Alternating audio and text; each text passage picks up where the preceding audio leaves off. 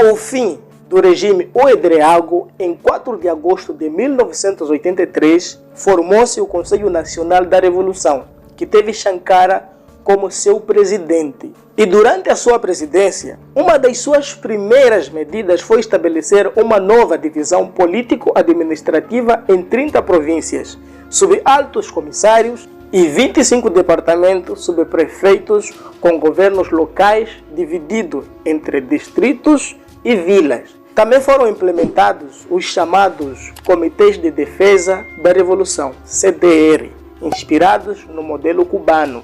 Também como Sankara era da esquerda e tinha uma inspiração comunista, né? tinha que se inspirar justamente no modelo cubano. Né?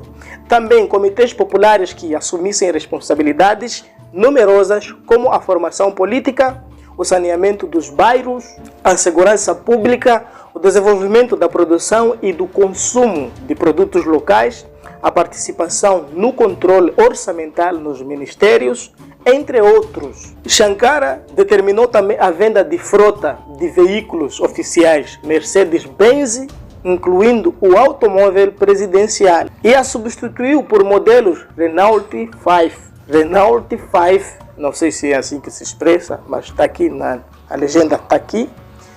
Foram os carros que então passaram a ser substituídos e também foram carros mais baratos vendidos no país. Substituíram o Mercedes-Benz por um Renault 5, como um carro que fazia parte da frota presidencial. E a tarefa era imensa, já que o Alto Volta estava entre os países mais pobres do mundo, com uma taxa de mortalidade infantil estimada em 180 para 1000. E a esperança de vida na então Alto Volta era de 40 anos. E a taxa de analfabetismo de até 98%. E a taxa de escolaridade de 16%. Sankara propôs que cada habitante tivesse no mínimo 2 refeições e 10 litros de água ao dia. Ou seja, almoço e jantar. Pelo menos esse era o mínimo que o próprio presidente Sankara, então, no Alto Volta, propôs. Poderão ficar sem matabichar, sem ter o pequeno almoço, né? O café da manhã, como os brasileiros chamam aí, mas pelo menos que tivessem o almoço e o jantar. Essa foi a proposta do presidente.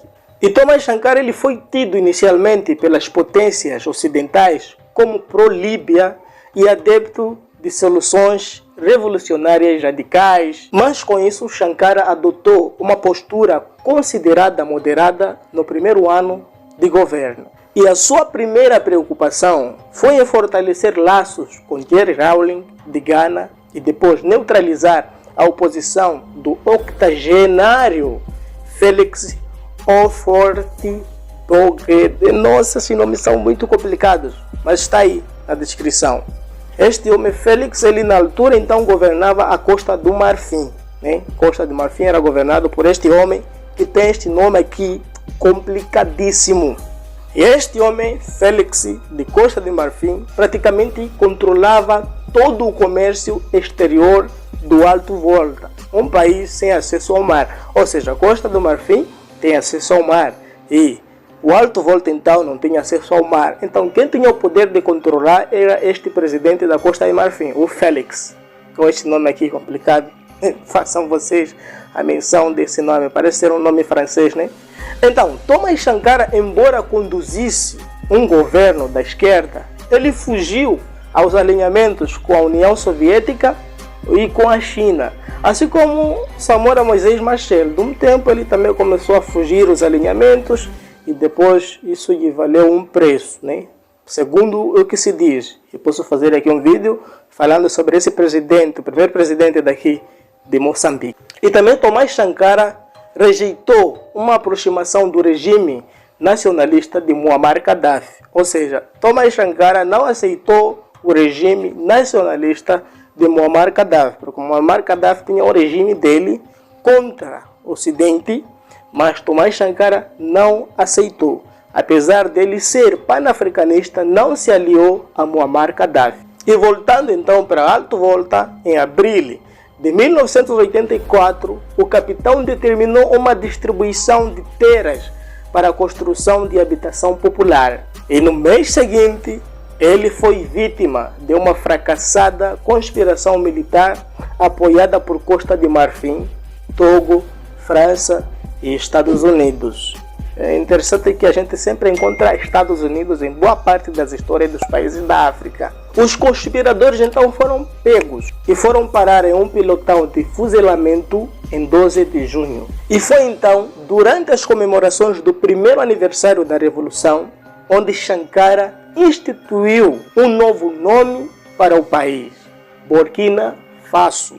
Junção das palavras More, Burkina, que significa homens íntegros, homens retos, homens dignos, homens honestos, e Dioula, Faso, que significa terra natal. Também instituiu uma nova bandeira e um novo hino nacional e uma nova lei de reforma agrária que nacionalizava todas as terras e riquezas naturais. Ainda naquele mesmo ano, Sankara lançou o Programa de Desenvolvimento Popular, PDP, adotado depois em um processo participativo e democrático que incluiu as aldeias mais remotas e que resultou em 14 meses na construção de 250 reservatórios e na perfuração de 3.000 poços artesanais, além de outras realizações nas áreas de saúde, habitação, educação e produção agrícola. Só de lembrar que isso tudo aconteceu nos anos 1983, 84,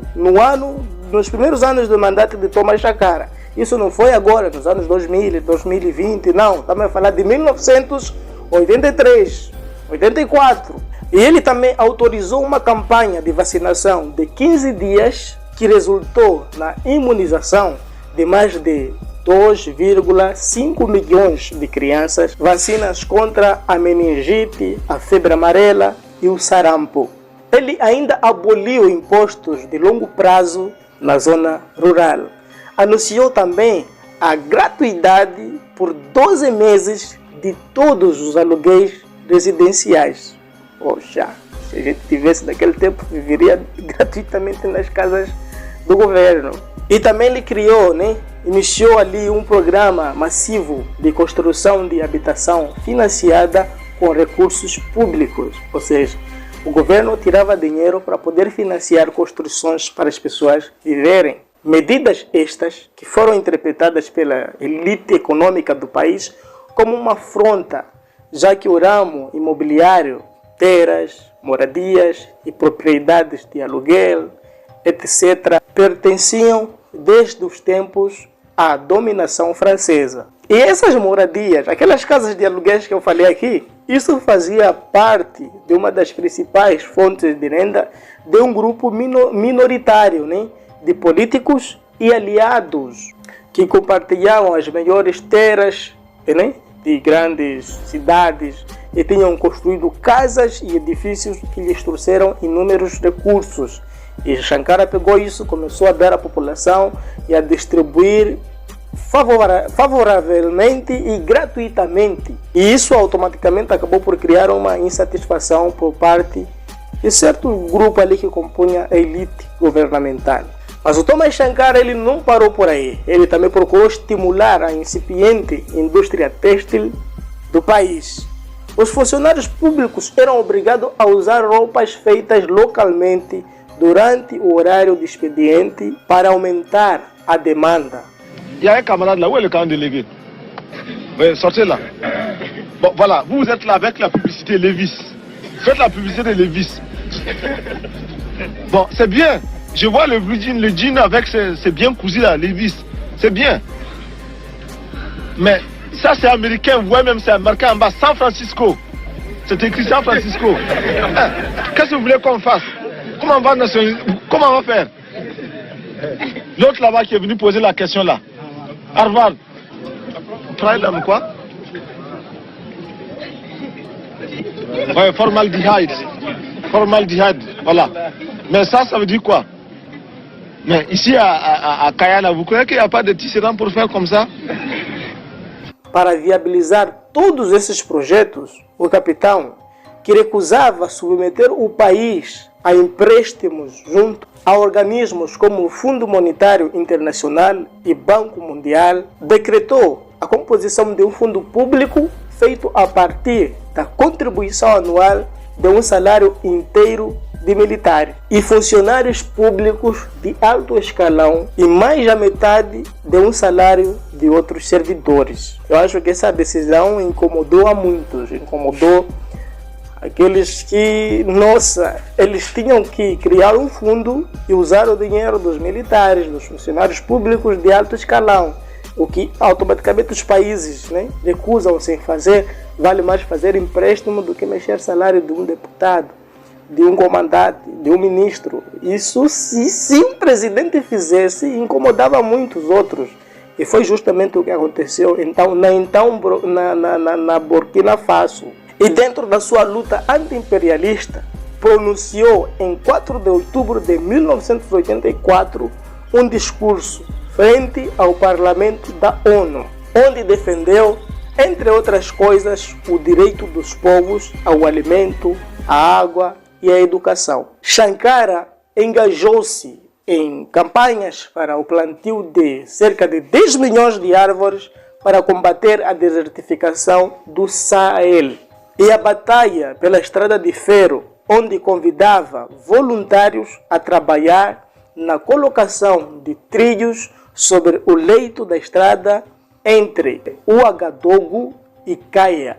E também para fortalecer a mulher na sociedade voltense, o capitão tornou uma série de medidas em seu governo, como a proibição de mutilação genital feminina, dos casamentos forçados e a poligamia, além de fomentar a nomeação de mulheres para os altos cargos governamentais.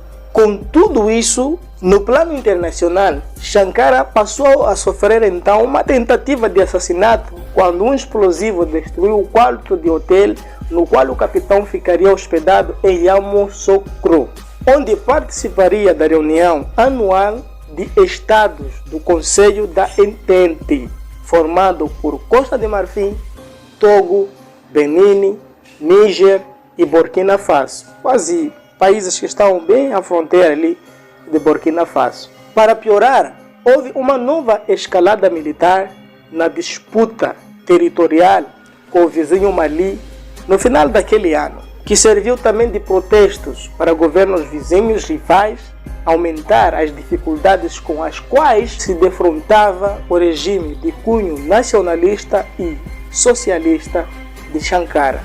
Ao longo de 1986, Sankara determinou a execução de uma campanha nacional de alfabetização em 9 línguas nativas que envolveu 35 mil instrutores.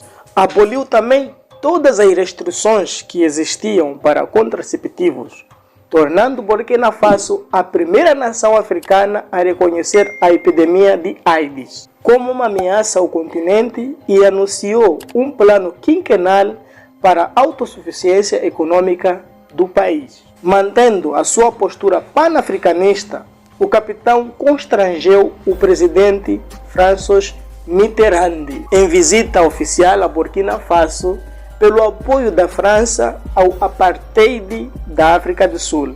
Sankara então acusou o líder francês de cumplicidade com o regime racista ao permitir que o então presidente sul-africano Peter Botha visitasse e fosse recebido pela França.